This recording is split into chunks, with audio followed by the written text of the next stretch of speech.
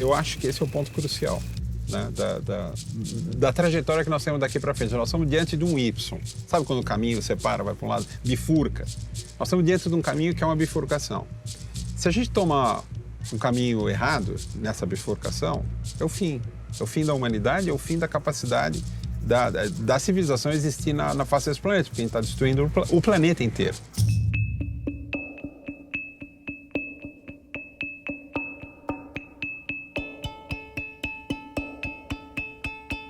Nós perdemos a capacidade de venerar a natureza, porque a gente perdeu a consciência do que seja a natureza, a gente acabou com ela.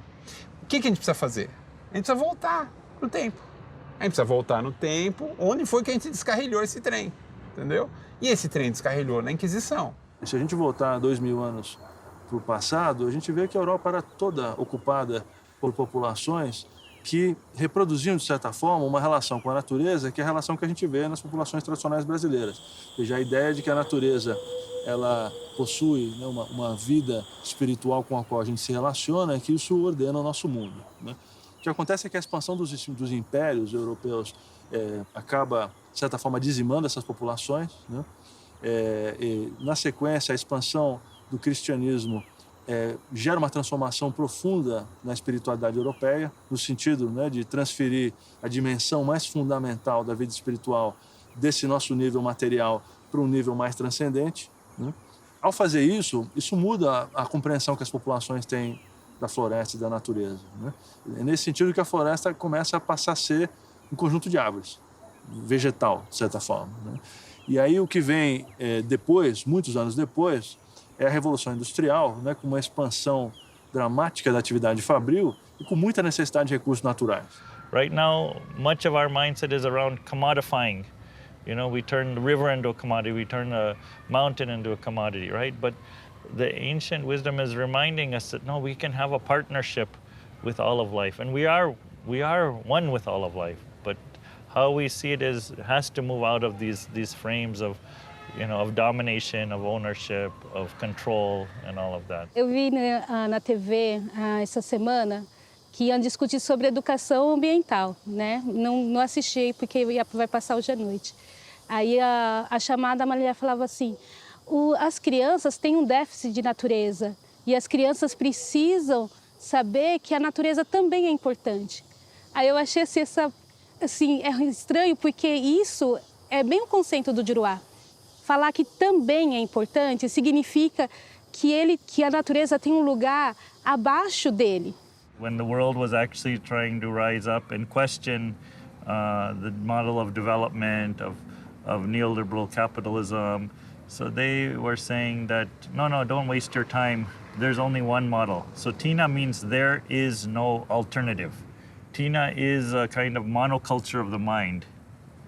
You know, that we're taught that it's a flattening of the mind, of the spirit, and it's being kind of putting us in a very strong box in a certain way, that this is the only way that life can proceed. And so we're trying to open up and say, no, all of our cultures have very many other notions of what is the good life, what is progress, what is success, what is happiness. And so we need to open up a new conversation around that.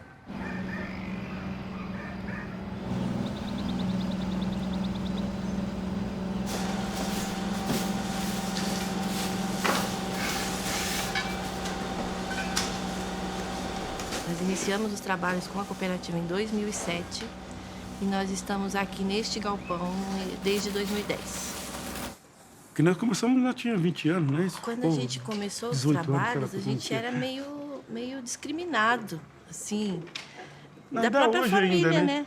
Que aí eles falavam assim: vocês estão mexendo com lixo. Eu trabalhava com coleta de lixo, com orgânico. No orgânico eu nunca vi falar, a empresa que eu trabalhava nunca falou de reciclagem. Aí uma pessoa de fora me fala que vamos ficar na reciclagem. Não sei o que é isso, mas vamos. Bom que eu estou fazendo um serviço que vocês... Que ninguém quer fazer. Que vocês não prestaram atenção o que eu estou fazendo. Porque um dia que vocês não prestaram atenção, que vocês falam muito, a empresa está suja, fedendo, por que será? Será que é culpa de quem?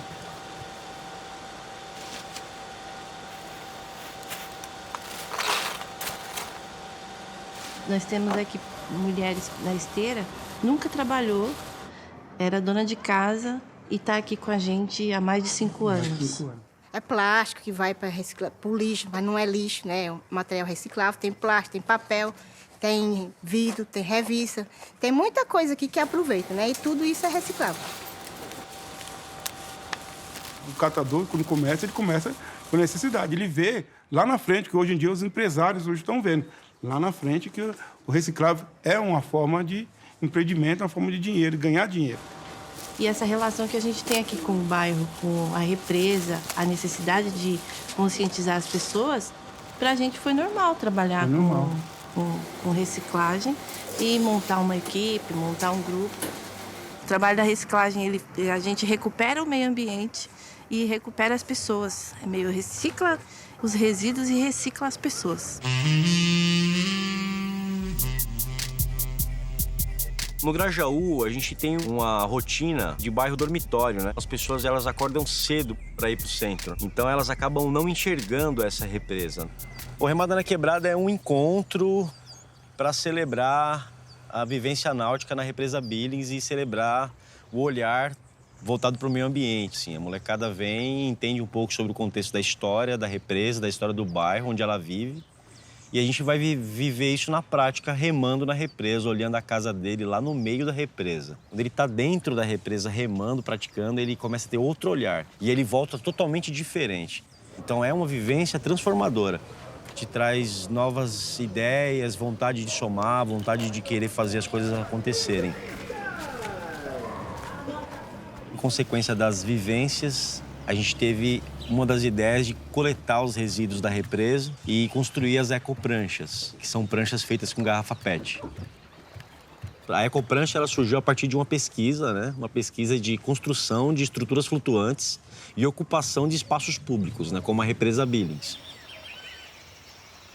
É importante lembrar que a Billings está no final de um canal que percorre a cidade inteira, que existem possibilidades incríveis de você construir, né, estruturas para poder trazer a vida ao rio Tietê e ao rio Pinheiros, que desemboca na Billings. Nas nossas vivências, a gente acompanha a molecada e aí o que a gente coleta na volta das vivências é isso, ó. São os resíduos que a gente encontra na represa.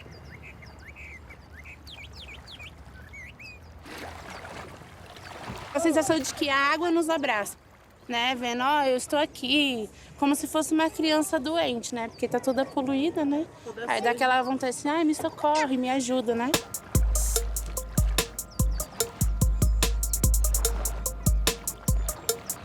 Você não vai ir lá com um barco gigante, não, você vai com um barco simples, mas você vai viver uma experiência. Deu vontade de cair na represa.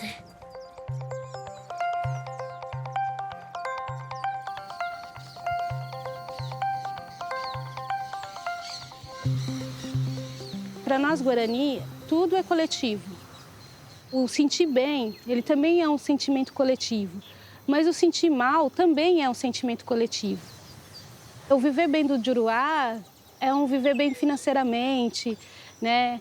E pra gente não, pra gente viver bem é respirar bem, é ter momentos para viver com seus filhos, ter um alimento saudável. O contexto ideal é o contexto em que eu percebo e tomo responsabilidade pelas coisas que passam pela minha vida, tanto no que diz respeito à origem delas, quanto diz respeito ao final delas. O Instituto Auá nasceu em 1997. Em 2014, nós definimos, algumas causas e constituímos esses empreendimentos. A Agência Ecomercado, a Aldeia Educadora, a Banca Orgânica e a Rota do Cambuci, que aí é um movimento de identidade territorial para o entorno da Serra do Mar. O atuar em rede tá nesse processo de apoiar o pequeno agricultor para essa transição agroecológica, né? Capacitar ele para essa produção, instrumentalizar esses centros de beneficiamento, né? Apoiar essa logística aí de distribuição baseada num comércio justo, né? Igualitário. É muito forte essa formação na competição, né, no individualismo, ganha quem está no topo da pirâmide, não quem transformou a pirâmide em círculo. Então, toda a chave está na história do consumidor a partir do momento que a pessoa fala, eu me importo. É aí que a gente tem procurado dedicar mais esforços, tanto na conscientização quanto no acesso, né? As pessoas vão falar, muito legal, muito bonito, mas onde eu compro? E a função dessa estrutura aqui, desse galpão, é justamente viabilizar a logística para produtos sustentáveis dos biomas brasileiros, especialmente da Mata Atlântica. Então, aqui tem o Cambuci, né, nesse pacote padronizado, que a gente trabalha com os produtores. Isso aqui, por exemplo, é a uvaia. Então, uvaia, para quem não conhece, essa fruta amarela também bastante cítrica, ácida, bem gostosa. Tem também a polpa de cambuci. Então, a polpa de cambuci feita em parceria com essa indústria, mais fruta. Temos aqui polpa de jussara. Polpa de jussara. Essa é de uma cooperativa do Rio Grande do Sul, também que está estruturada, faz a polpa com certificado de orgânico, registro no mapa. Eles chamam de açaí jussara lá. A gente diz que quando eu ouço uma coisa, eu esqueço. Quando eu vejo, eu lembro. E quando eu experimento, eu aprendo. Que não tem nada melhor do que você comer um produto que você sabe de onde veio, né?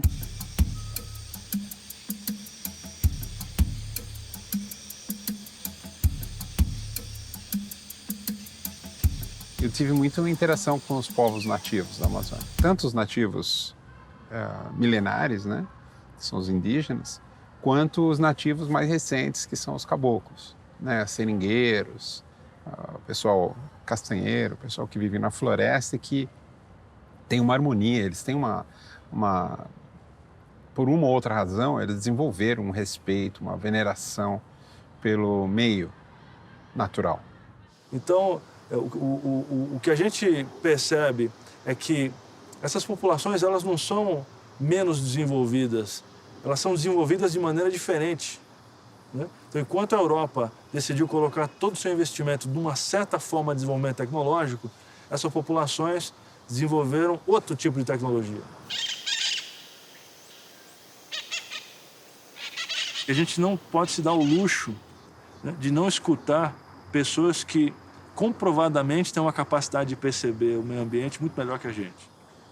O assentado, vamos dizer assim, quando ele vai à luta pela terra, ele já saiu da terra. Seus antepassados eram da terra. Então, um avô ou um pai teve essa luta, essa vida na terra. Hoje, o assentado voltar para a terra significa ele começar a reconstruir essa vida digna, primeiro para a família e depois para a sociedade do entorno.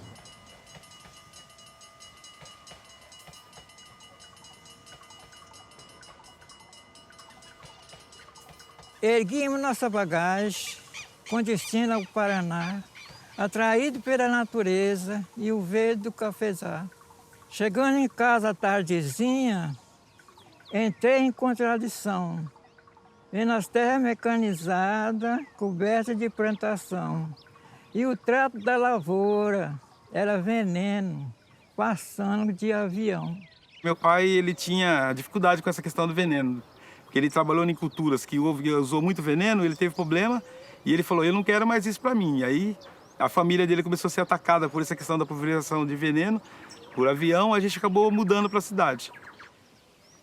Só que eu ia dormir à noite, eu acordava chorando, sentindo muita saudade, pois eu sou um homem do campo e estou morando na cidade. E aí ele solicitou na prefeitura de Americana aqui o espaço público para a produção de hortaliças, das coisas que ele conhecia. Foi uma luta para conseguir, né? Mas conseguimos essa área de terra onde a gente está trabalhando até hoje. No começo a gente pensou em plantar alguma coisa para sustentação. Então era milho e feijão e arroz. Depois, com o tempo, a gente acabou migrando para outras culturas. E que deu certo, né? A produção de hortaliça é giro rápido, é mais sustentável, dá mais retorno para os produtores que não tem nenhuma fonte de renda a não ser produção.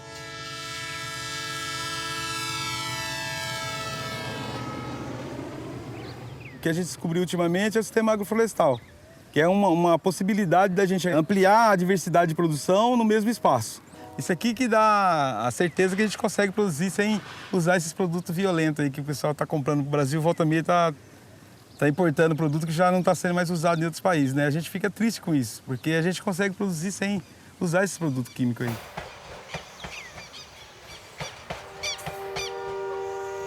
A questão da alimentação da merenda escolar, ela realmente era um pacote fechado, era uma merenda seca. O pessoal só oferecia pão, salsicha e bolacha. Com o programa, né, da merenda escolar agora com a agricultura familiar, né, eu vejo que foi uma boa iniciativa e onde os costumes alimentares também mudaram. É gratificante demais. E só de você saber que você está transmitindo para as crianças das escolas um alimento saudável é muito bom. A gente recebe o sol que clareia esse mundo, tem as estrelas, a lua. Tem a natureza que Deus deu, por que desobedecer essa natureza?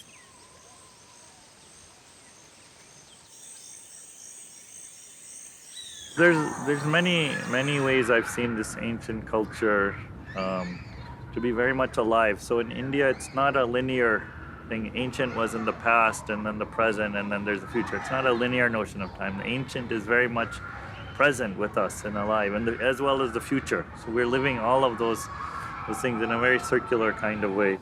A nossa saúde mental e a nossa saúde física não está separada da saúde da natureza, da saúde do planeta Terra, da Terra que está ao nosso redor. O nosso bem viver não está separado do bem viver dos animais, do bem viver das plantas. Então tudo isso é integrado e é um equilíbrio. I think that there's one aspect of this is this connection as to a world beyond what we see is what we can see with our eyes, right? There's something else that we can feel with our intuitive self, that there's something more holistic out there that this ancient way of knowing is helping us to access. Eu cheguei aqui em 2003, 2006 eu descobri que a Vila Nova Esperança tinha um processo para remover todas as famílias. E esse processo era porque o pessoal morava numa área de preservação ambiental. E aí eu vi que as famílias, elas não degradavam porque elas queriam, elas degradavam porque não tinham conhecimento. Eu mesmo chamei os moradores e comecei a falar para eles que a gente poderia até não ter dinheiro, mas a gente poderia fazer uma transformação no espaço onde a gente morava. E depois criamos a horta, onde essa horta poderia trazer educação ambiental, educação alimentar. Logo quando a gente começou essa horta aqui, com as próprias crianças da Vila Nova Esperança, a gente ensinou a elas a trabalhar com a terra e como plantar. Elas chegaram nas escolas delas mesmas e falaram com os professores e eles criaram horta dentro da escola. Então isso para mim foi incrível. Aqui tem repolho, esse aqui é repolho, esse aqui é couve e aqui é hortelã, que a gente também tem planta medicinal. Aqui é um manjericão, um tipo de manjericão. Aqui é o endo. As plantas, ela também sente igual a gente. Não adianta eu chegar lá, hoje eu vou, planto isso aqui e esqueço dela. Eu tenho que estar cuidando, molhando, conversando com ela, porque ela te ouve. E você também ouve a planta. Depende só de você. Prestar atenção, porque ela fala com você. A composteira. Faz assim, essas que for tirando para composteira, já vou ponhando para cá, ó. Vou tirar para composteira. Aí bota no cantinho e depois leva. A gente aprende junto, a gente tem um coletivo que tem seu Zé, tem seu Inácio, tem a Maria, cada um veio do Pernambuco, outro veio da Bahia, e cada um tem um aprendizado que trouxe da sua raiz, das suas famílias. Bom, o seguinte, aqui a terra na horta tem que ter amor naquilo que tá fazendo, entendeu? Carinho, que isso aqui é fazer como outro, é igual a criança, entendeu? Tem que ter maior cuidado, entendeu? Saber o que tá fazendo. Aí é que ainda é mais gostoso, né? Que não tem veneno, não é igual você comprar no mercado, que é tudo no veneno. E aqui não, aqui é natural, né? Você vê aí, ó, pode pegar e fazer a salada, que é a coisa mais gostosa do mundo, entendeu? Tem pessoas que vêm com outros conhecimentos e traz para nós. A gente também vai nas comunidades de outras pessoas, leva um pouco do nosso conhecimento. O grande da coisa é essa rede, essa união. Aqui transforma as pessoas.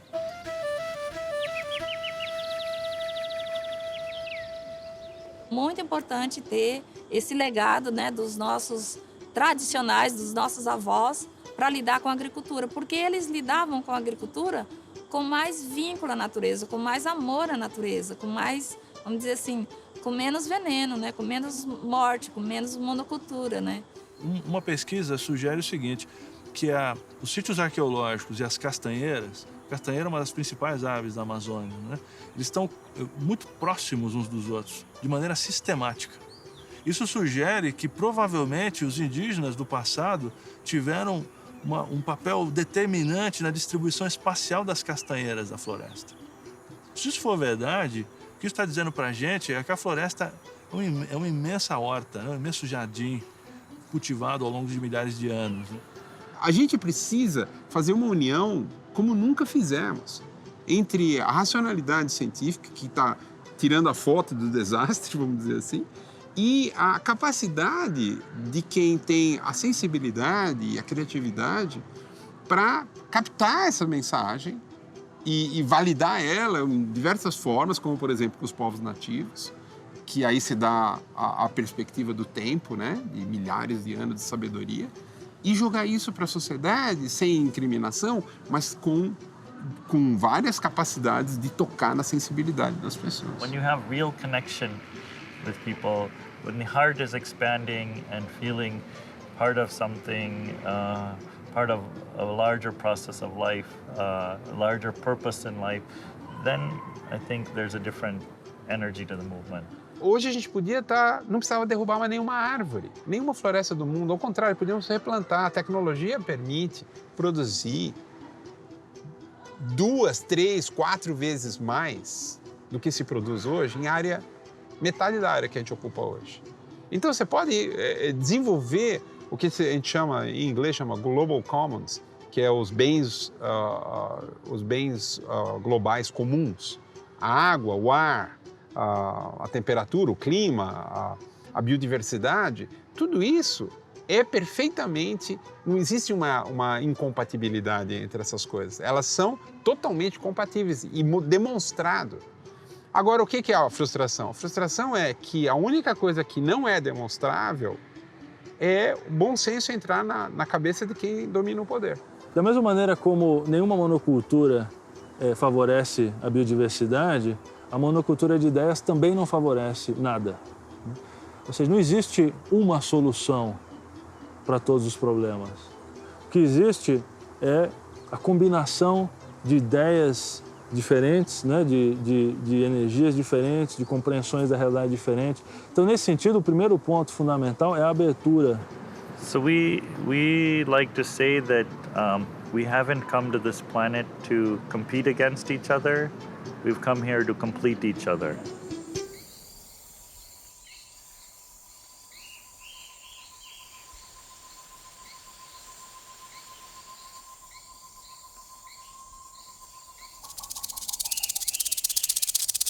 Wategui o oku o churu, o japó o guachu, o mamburu, o mamburu, o mamburu. Nyande minha quarau maramo, jarovu arami, irai ovu a o karu yawan.